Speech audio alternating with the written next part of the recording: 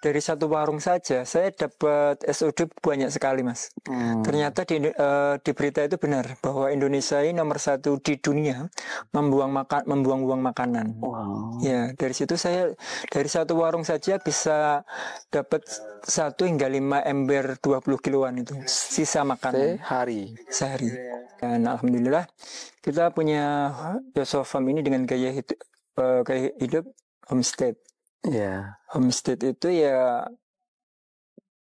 garis besarnya gini. Pokoknya yang pengennya mandiri pangan, kemudian apa-apa tidak harus beli, kemudian juga menjaga lingkungan, kemudian berdampingan dengan sumber daya. Jadi sumber daya yang ada di rumah kita manfaatkan untuk mencukupi kebutuhan sehari-hari. Dan memang ketapang kencana ini kita jadikan sebuah ikon karena mengandung arti atau ketapang kencana itu sebuah singkatan, Mas. Jadi ketapang, ketahanan pangan. Kencana, keluarga terencana. Jadi kalau ada pemerintah punya KB, keluarga berencana. Berencana belum tahu kapan ini berencananya. Dan kalau di Yosofam kita ketapang kencana, ketahanan pangan, keluarga terencana. Jadi sudah terencana.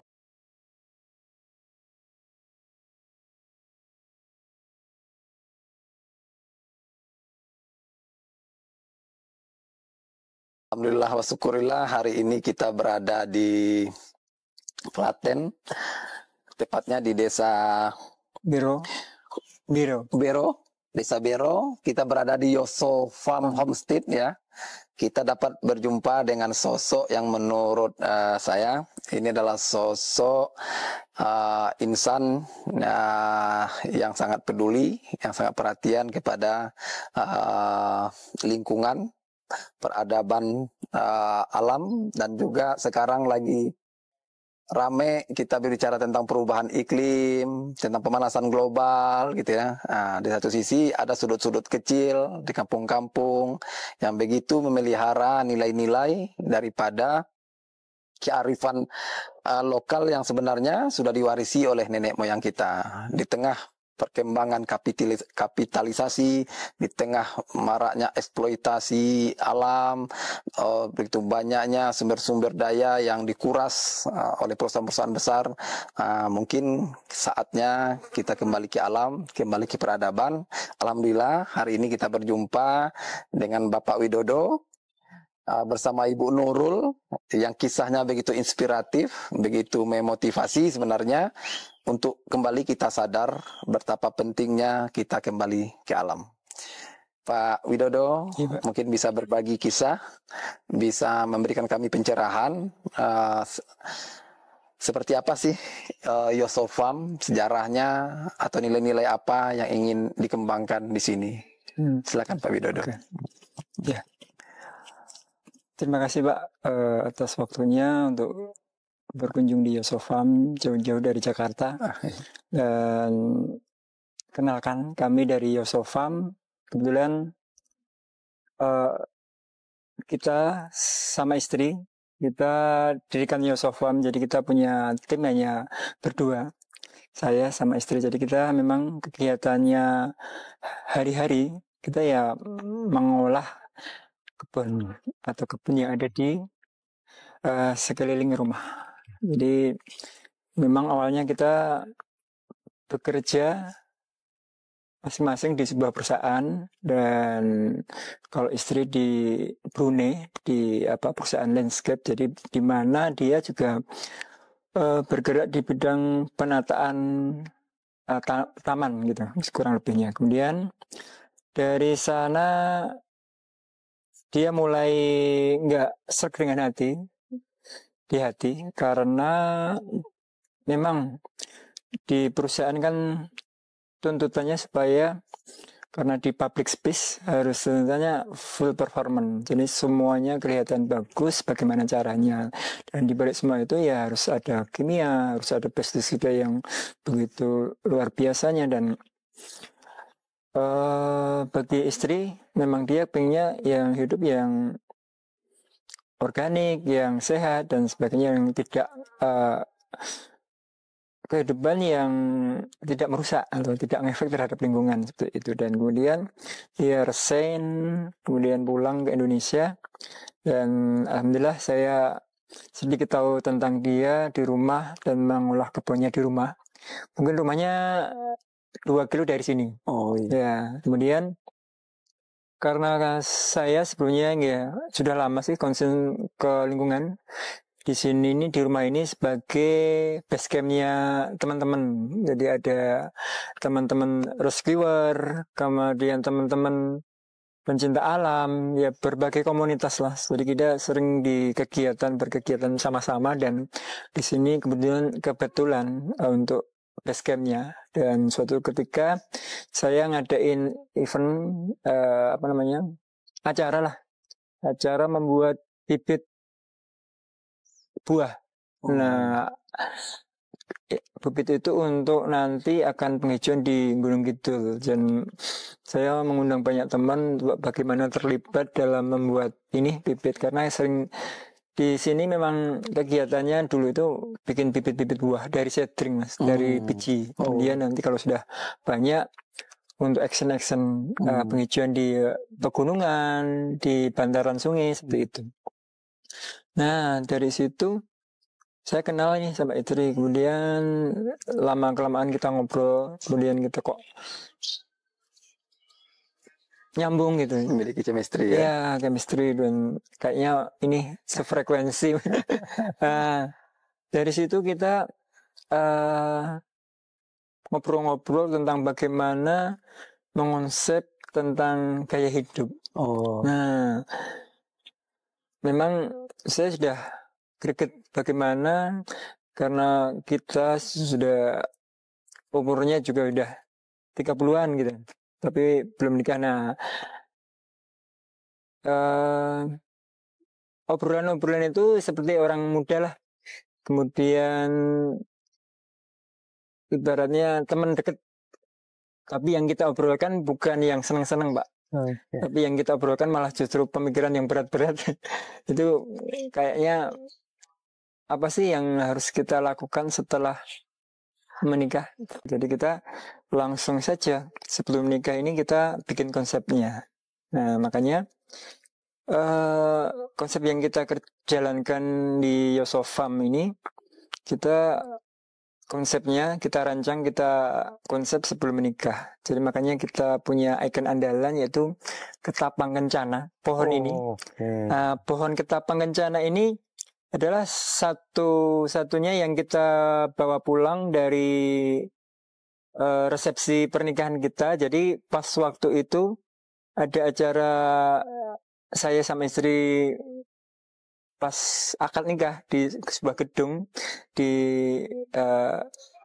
kita ngobrol sama pengelola gedung, kalau pas kita nikah saya pengen tamu-tamu dan orang tua menanam pohon di depan gedung.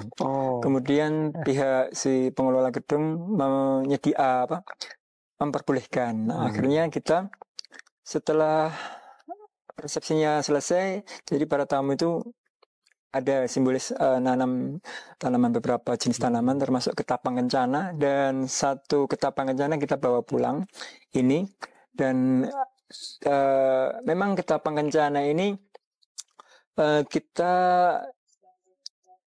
jadikan sebuah ikon karena mengandung arti, atau ketapang kencana itu sebuah singkatan, Mas. Jadi ketapang, ketahanan pangan. Kencana, keluarga terencana. Jadi kalau ada pemerintah punya KB, keluarga berencana. Berencana belum tahu kapan ini berencananya. Dan kalau di Yosofam, kita ketapang kencana, ketahanan pangan, keluarga terencana. Jadi sudah terencana. Jadi rencana ini sudah dikonsep sebelum menikah. Jadi kita punya konsep. Iya, konsep ini kemudian kita aplikasi setelah menikah. Dan alhamdulillah kita punya Yosofam ini dengan gaya hidup homestead. Homestead itu ya garis besarnya gini, pokoknya yang pengennya mandiri pangan, kemudian apa-apa tidak harus beli, kemudian juga menjaga lingkungan, kemudian berdampingan dengan sumber daya. Jadi sumber daya yang ada di rumah kita manfaatkan untuk mencukupi kebutuhan sehari-hari. Makanya di lahan yang terbatas ini kemudian kita berpikir, awal mulanya kita setelah nikah itu, awal-awalnya hari-hari pertama kita mikirnya bikin kebun pangan. Nah, bikin kebun pangan. Jadi kebun pangan ini isinya tanaman yang kita butuhkan. Makan apa yang kita tanam, menanam apa yang kita makan. Nah, dari situ kita bikin mapping. Mapping, kebun pangan saya itu hanya di samping dapur hanya kurang dari ini sekitar 5x12 meter. Apa sih yang kita butuhkan sehingga lahan yang terbatas ini bisa mencukupi semuanya? Nah, makanya kita list ini Mas, list semuanya. Jadi harus ada sayur, ada karbohidrat, ada protein. Makanya ada di kebun pangan ini juga ada kandang ayam, kemudian kolam ikan dan sebagainya. Bagaimana sehari-hari kita bisa sustainable, untuk bagaimana bisa dipanen setiap saat tanpa harus membeli ke warung. Itu makanya langkah kita juga step by step, tidak semuanya karena kita awal mulanya harus kita kerjakan sendiri, makanya karena hanya berdua kemampuan kita untuk step awal bikin edible garden, kebun pangan ini. Nah, kita list nih, saya butuh sayur A, B, C, D, E sampai berapa, harus masuk semuanya ikonnya. Jadi ada empon-empon, tanaman obat, dan semua harus ada. Gitu.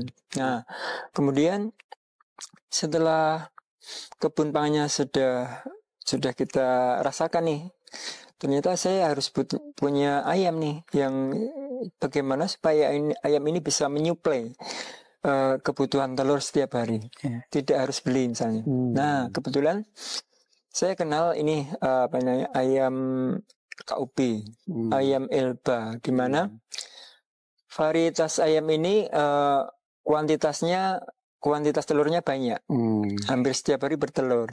Nah, kemudian sebelum saya melangkah membuat kandang ayam, kemudian membuat kolam lele, saya berpikir bagaimana membuat pakan dulu secara mandiri. Jadi pakan itu supaya tidak beli bagaimana. Nah, makanya jadi di rumah ini, di Yosofam ini tidak hanya sebagai tempat, Mas. Kita menganggapnya ini sebagai ruang, di mana ruang ini bisa untuk bagaimana punya ide-ide, kemudian konsep-konsep. Jadi kalau kita menganggapnya ini sebuah tempat, ini hanya untuk berlindung, istirahat, dan sebagainya. Kalau kita anggapnya sebagai ruang, jadi nanti kita tuh kayak laboratorium di pekarangan ini. Kemudian setelah kita bagaimana berpikir supaya kita bisa mandiri pakan, kita kepikir punya limbah makanan nih, makanan dari sisa makanan kita. Apa sih yang kita perlukan? Apa yang kita bisa kerjakan? Bagaimana nantinya ternak-ternak kita itu tidak harus beli pakan. Jadi limbah makanan ini dibikin apa sih supaya kita bisa lebih bermanfaat? Jadi kita berpikirnya maggot. Jadi kita budidaya maggot, kemudian bagaimana siklus maggot ini berjalan terus-menerus, sustainable, tiap hari bisa menghasilkan pakan. Makanya kita budidaya maggot. Jadi dari maggot ini kita bisa mandiri pakan.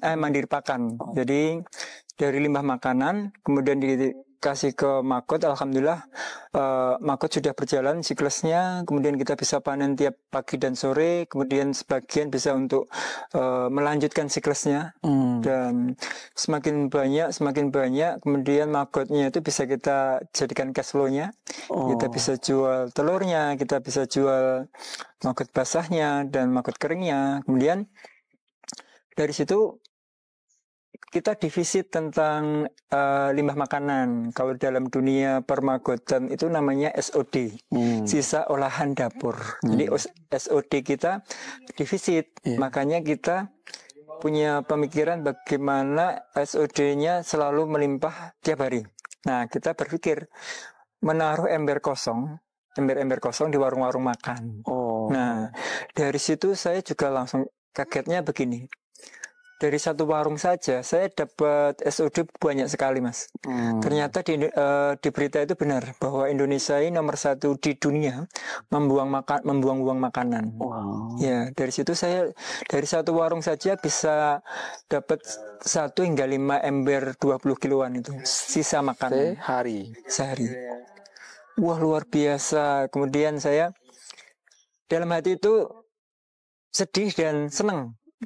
Sedihnya begitu banyaknya makanan yang disia-siakan, kemudian kenapa orang tidak mengambil sesuai porsinya, kemudian sisanya minim. Tapi kini kok sisanya banyak. Tapi dari segi senangnya kita dapat sumber daya. Nah, dari sumber daya ini kita untuk memperbesar populasi magotnya. Nah, dari situ kita harus baru kepikiran bikin kandang ayam, kemudian kandang kolam lele, itu seperti itu. Dan kemudian kebanyakan orang kan beli ternaknya dulu baru berpikir pakan, karena pakan mengandalkan industri beli. Nah, termasuk beli pelet, beli konsentrat dan sebagainya, beli bekato. Nah, saya itu berpikirnya secara mutakhir, Pak. Mulainya dari akhir, bagaimana akhirnya itu harus dipegang dulu. Makanya sebelum berternak ya punya pakan sendiri dulu, nah, secara mandiri. Kemudian kita bikin kandang ayam nih. Nah, dari kandang ayam ini terus berpikir lagi, karena di sini itu tidak hanya berpikir satu arah, tapi bagaimana kebermanfaatannya itu multi. Jadi banyak manfaat yang berkembang. Nah, contohnya gini. Bikin kandang ayam itu bagaimana kandang ayam sendiri supaya ramah lingkungan juga. Kemudian kandang ayam juga bisa menghasilkan telur secara terus-menerus. Tiap hari bisa sustainable gitu. Nah, kemudian punya ide, gagasan bagaimana bikin kandang yang ramah lingkungan itu, ya kandang ayam yang tidak bau seperti apa, bikin kandang ayam yang nggak butuh maintenance, nggak butuh dirawat, nggak butuh dibersihkan kotoran ayam bagaimana. Kemudian kandang ayam yang sehat, kandang ayam yang membuat ayamnya bahagia, kandang ayam yang setiap hari dapat telur, kandang ayam yang pakannya tidak harus beli, seperti itu. Makanya kita bikin konsep kandang kastari. Kandang kastari, kandang ayam lestari. Itu ide kita. Pernah kita lombakan hari bulan puasa kemarin di lomba Krenova. Jadi di Kabupaten Klaten lagi ada ajang lomba kreativitas dan inovasi. Kita iseng-iseng nih, Mas. Orang lain bawa ini teknologi, bawa ini dan sebagainya dan bagus-bagus. Saya bawa kandang ayam. Dan alhamdulillah saya dapat juara malahan. Ya, bukan 4 besar. 4 besar ya. Nah, yang penting saya sudah masuk nominasi. Wah, ini masuk naik panggung ini. Kemudian alhamdulillah kita juara 4. Dan dari situ kita disuruh oleh yang panitia atau saat itu Bapedanya, kemudian Bapeda Jawa Tengah itu kita diajak untuk bagaimana mematenkan hak temu kita. Nah, kemudian kita diajari bagaimana menulis hak drafting patennya. Kemudian, tapi sejauh ini memang belum saya patenkan, Pak, karena misi saya bagaimana sesuatu yang aplikatif yang bisa dikerjakan, apa yang harus dilakukan dan bermanfaat bagi orang banyak itu biar dikonsumsi orang banyak. Makanya sudah lama ini banyak orang yang meniru saya, alhamdulillah. Jadi memang tidak saya pungut royalti apapun, karena ini memang visi misi saya supaya banyak orang meniru dengan hal-hal yang sederhana, termasuk bikin kandang ayam ini. Nah, nanti kalau bicara masalah kastari, lama Mas. Jadi ada lapisan, ada komposisi, ada bentuk, desain bentuk, jenis ayam, banyak sekali. Itu sangat lama. Karena kandang ini spesifik, jadi harus ada jalan terhanya gitu. Nah, kemudian kita bikin kolam ikan. Nah, bagaimana ikan ini bisa kita panen setiap saat. Makanya kita punya kolam 2, di mana kolam yang satu misalnya dipanen sudah habis, bisa pindah ke kolam yang lain, kemudian yang kolam kosong dikasih bibit lagi, biar terus menerus. Nah, karena sistem panen kita tidak untuk dijual, karena memang homestay itu orientasinya untuk mencukupi kebutuhan rumah. Makanya kalau kita panen ya secukupnya saja. Jadi secukupnya untuk anggota keluarga, dan suatu saat panen lagi, bisa sering panen bisa, dan kemudian setelah habis kolam, kemudian kolam yang satunya sudah banyak. Jadi satu kolam itu kan kita setting ada 100 ikan. Jadi 2 kolam 200 ikan. Jadi kita manennya, karena anggota keluarga saya 4 ya, manennya 4 aja.